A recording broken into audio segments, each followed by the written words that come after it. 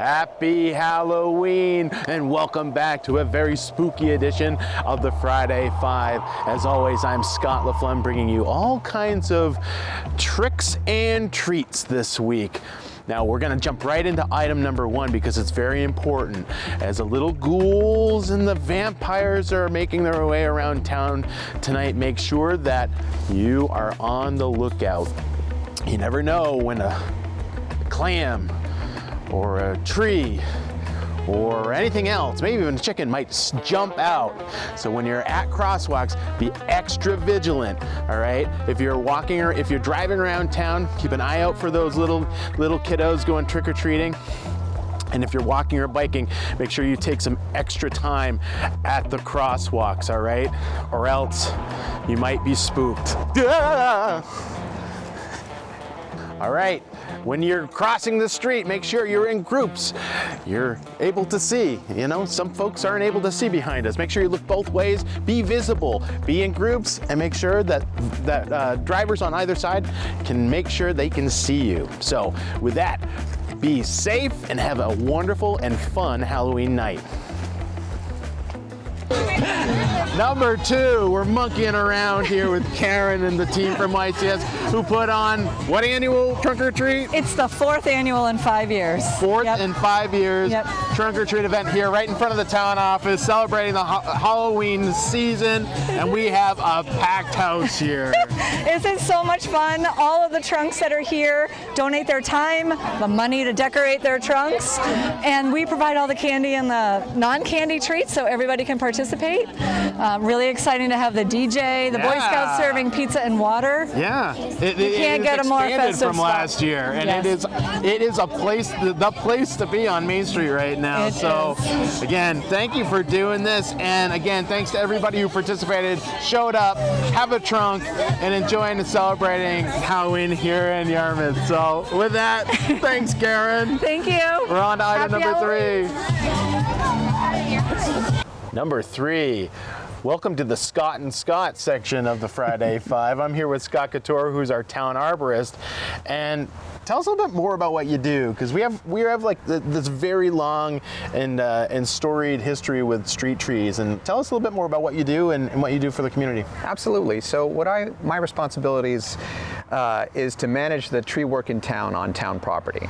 So if trees need to be removed or pruned, if they need to be treated for different pests, that falls under my responsibility to organize.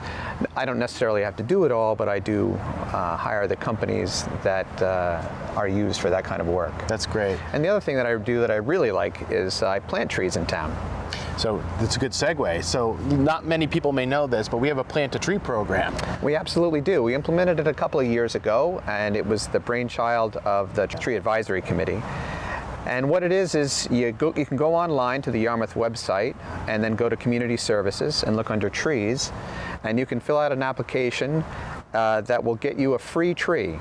And there's also a list that's been put together by the Tree Committee that has small, medium, and large trees to choose from, and that tree can be planted on town property in front of or near your home. And how is that funded? So we fund that with the tree fund partially, and also with funds from my budget. It depends on how much we have available at the end of the year. Yeah. And the tree fund, which is a great aspect of this, it's completely earmarked money, and people can contribute it and donate to it. And that money is used to purchase trees in order to provide the free tree program.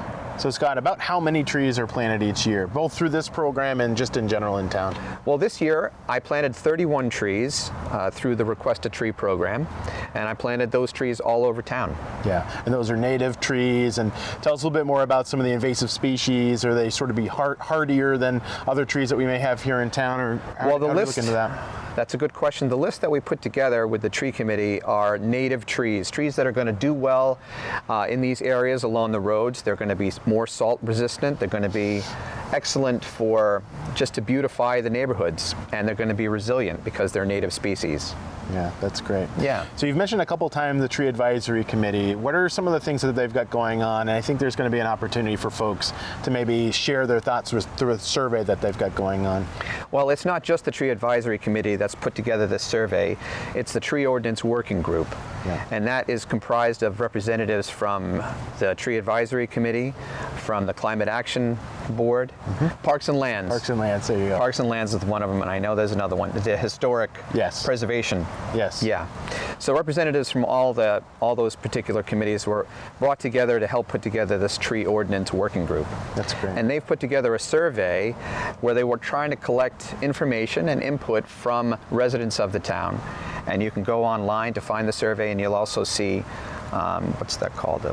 QR code. A QR code. Yep. You can go down to community services, and they'll be available at different areas to fill out the survey online. Yeah, we'll make sure to have a link to that survey here. And again, if you have any other questions, reach out to YCS or Scott when he's around town. So that's great. Absolutely. So anything else you want to sort of cover for us while we've got you? Well, there is one other issue. A lot of people have been curious and concerned about what's happening with our ash trees in town. Unfortunately, we have a pest. It's an invasive species called an emerald ash borer.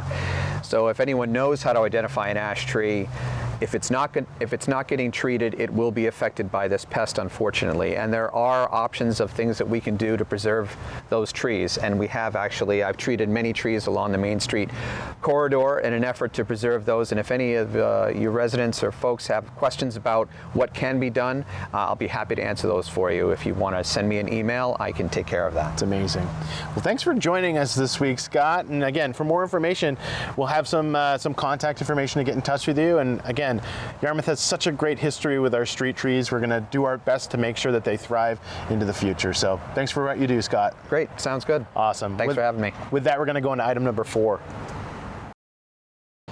By the time some of you see this, Halloween will be over, which means that we're putting the candy away and we're going to skip right over the month of November and go right to the holiday season.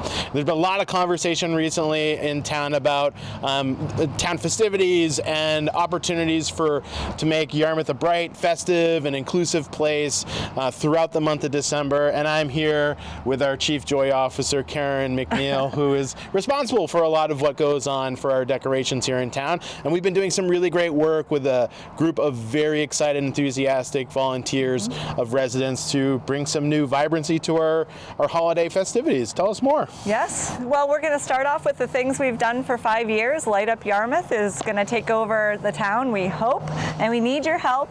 From December 1st to December 31st, you can light up your home or business, organization, churches, whatever you might be part of, and we are going to have a contest. More to come on that soon. So we are looking to have Yarmouth residents do their homes and businesses. We'll add it to a map, and then for the month of December, people can drive around with their families and go see all the crazy, fun, creative decorations. Yeah. So I think it's important to share that the town is committed in trying to be a very vibrant and festive place.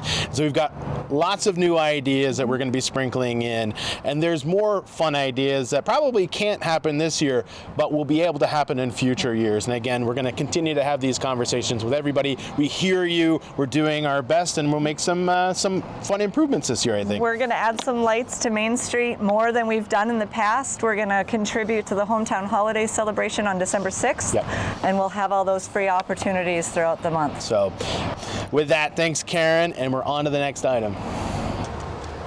Number 5, we're closing things out with your town council review and preview. And again, we have a meeting. Their workshop meeting is going to be next Thursday at 7 o'clock in the log cabin. Meeting materials, agenda, and background information is available on the town's website. But next week is also a very important day here in Yarmouth. It's Election Day. And I have a very excited Lisa Grant here, our town clerk, to talk to us a little bit more about the voting process, the timeline, locations, all things elections. That's right. So Tuesday, November 4th, 6 a.m. to 8 p. at the high school gym, which the best way to enter would be from Portland Street. Tomorrow is the last day to vote without a special circumstances here at Town Hall. If you do have an absentee ballot that you've received in the mail or that you've picked up, please drop it off as soon as you can. You do have until Election Day to drop it off, which is also 8 p.m. But if you could get it before, that would be awesome for us. I think that's we've really we've had a lot of interest from folks in town. Absolutely. I've circulated several hundred absentee ballots. Yeah, we're over 1,000. Yeah, so that's amazing. Yeah. So thank you for those who have been doing it. It makes, frankly, I think probably makes your lives a lot easier during the election day. So with that, there are a couple of different items that are going to be on the ballot, right? There's going to be 3 different ballots for 3 different initiatives. Can you talk to us a little bit about those 3 ballots? Correct. The first one is the state has a ballot that has 2 questions on it, which everybody, the absentee voting question and the gun question. The town has 2 questions also, and just that ballot, actually, you need to flip it over because the second question is on the back. And that one is about the Royal River pump station. And then there is a charter amendment for a time frame. And then the water district has a question which it's more of just the verbiage that they're changing in their charter, and it doesn't affect any rates or anything like that. And that's it. Thank you, Lisa. So again, the 2 town-related questions. Royal River bond, Royal River pump station question for bond question for the replacement and reconstruction of that bond. Lots of information has been made available, still can be found on the town's website, and feel free to reach out if you have any other questions leading up to next Tuesday. And number 2 is a charter amendment that outlines the appeals timeline for town council decisions. So with that, thanks, Lisa. Absolutely. Thank you guys for tuning in this week, and we'll see you next Friday. Thank you.